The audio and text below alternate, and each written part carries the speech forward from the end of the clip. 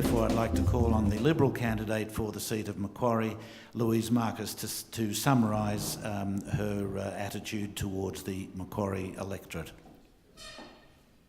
Louise Markus. On Friday we had the draw for where those of us that have nominated to run for the seat of Macquarie, where we would be positioned on the ballot paper. And before the Australian Electoral Commission staff start the draw, they read a statement. And the statement refers to this being about an election for people to represent a community and a population group that is called the seat of Macquarie. And as the Australian Electoral Commission staff member read that, again I was reminded of the incredible honour and the incredible,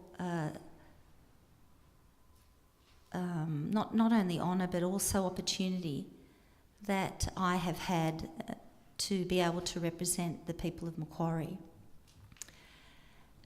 You know, the greatest asset of any organisation or any community or any nation is its people.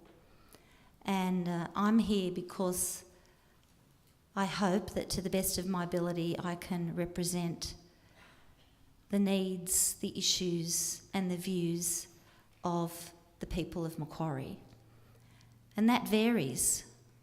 At times it means I make representation on behalf of individuals. At other times it's about local community organisations. At other times it's about business communities, whether it be about the environment, whether it be about the challenge of flood mitigation in the Hawkesbury, whether it be about the tourism sector, whether it be about individual businesses and manufacturers that are struggling under the burden of the costs that Labor have placed on them, whether it be about an individual who comes to me who's suffering from an illness and they need access to the superannuation and the superannuation fund is refusing them, but just because I happen to be a federal member of parliament and my name, when I ring up, gets a response, that's important. And so when I get a letter from someone thanking me because they were able to access the superannuation and buy a car to travel to hospital for treatment, that's important. So I'm hoping that beyond 2007, I'll be able to continue to fight and deliver for what I've fought for a number of years, whether it be the environmental issues that I've mentioned already, whether it be the importance of mobile phone coverage for parts of this electorate where people have lost their lives because there hasn't been that coverage, whether it be fighting for the individual because they've got an organisation or a government department that won't respond to their need because a bureaucrat somewhere in Canberra thinks they know better. I hope that I have the opportunity to continue to fight and lobby on behalf of the people of Macquarie. Thank you. Thank you, Louise. Our second speaker for her last summary is Danielle Wheeler from the Greens. Thank you. Look, I'm going to spend a bit of time fleshing out some of the things that have been said by the other candidates and then talk briefly about the Senate. It's very difficult in this election to argue against the policies of the coalition because we haven't seen them and we haven't seen the costings. I really look forward, 3 weeks out from the election, I really look forward to actually seeing something concrete that we can campaign against. On the issue of motor industry funding, I think it's fine to prop up an industry, but we would really like to see that funding contingent on the industry transitioning away from fossil-based fuels and looking at some real industry innovation rather than just more and more of the same. The Green Army. The Green Army is a lovely idea. We Greens are all for people donning green T-shirts and going out and planting trees. God knows we've been at it for quite a while now. But it's useless if we don't act on climate change. And planting a few trees is not going to compensate for the business as usual policies of the coalition. To talk about saving the Cumberland Plain by some tree planting is just ludicrous. The major threat to the Cumberland Plain woodland is urban sprawl and this ridiculous notion of affordable housing. if we don't move away from constantly pushing the boundaries of Sydney further and further out into the Hawkesbury and the Blue Mountains, we will never achieve affordable housing for people who have to drive for an hour and a half each way to get to work.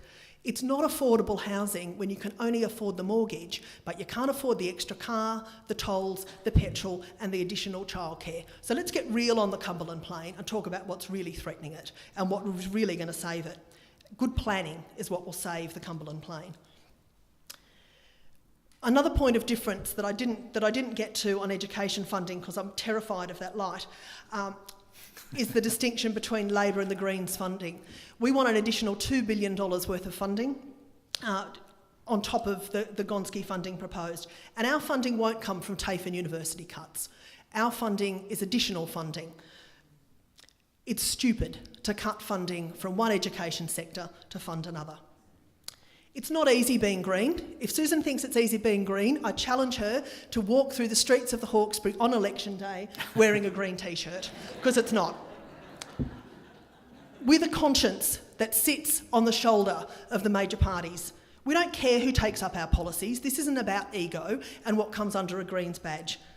We want changes, and we don't care how they happen, and we will continue to push for them. When you vote on election day, you get 2 votes, one for the House of Reps and one for the Senate. We're all here for the House of Reps, but the Senate is pivotal. The Senate is the House of Review. It's the safeguard against bad legislation. Please use your vote wisely, because if you don't vote sensibly in the Senate, we risk the Senate being controlled by extreme right-wing policies, and that would be a disaster for Australia. Thank you. Thank you, Danielle.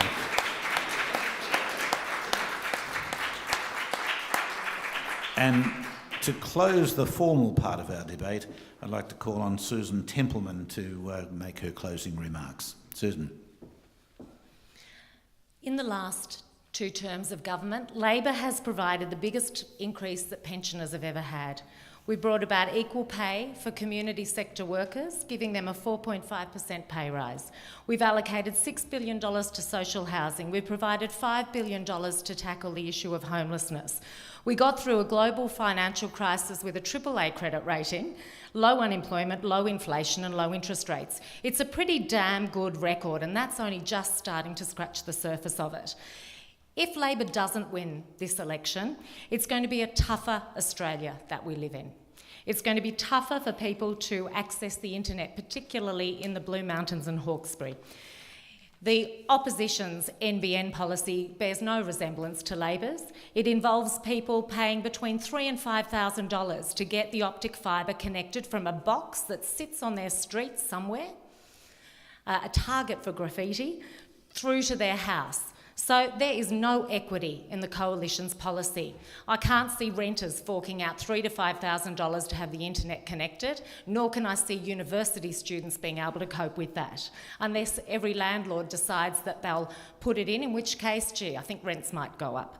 It's going to be tougher for teachers, parents and students, because in spite of what Ms Markus says, their policy does not compare to ours. Ours is a 6-year funding policy, and you only need to look at the Teachers Federation data that's come out this week to see that their commitment is for 4 years.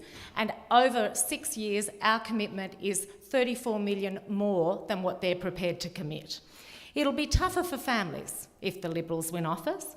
They'll see an end to the school kids bonus. So not only will schools be poorer and asking more of parents, there'll be less to help put shoes on feet that seem to grow at a pace and to pay for after-school sport and music lessons. It'll be tougher on workers. It's always tougher on workers under a coalition government, and low-income earners will lose their superannuation bonus. It'll be tougher for the arts. They admit that themselves. What they don't tell us is where else it will be tougher. and only time will tell if the reality comes, unless we get to hear exactly where the cuts are coming from. Where are they going to pay for all those promises, the big lavish promise today on paid parental leave that would mean someone on $150,000 gets $75,000 to have a baby, but someone on $30,000 only gets $15,000 to have a baby. None of it is equitable, but that's what it will be like. It'll be tough. And that's why I'm asking for your support to represent Macquarie. I want to see Australia become a more prosperous, accepting and equitable nation. Thank you, Susan.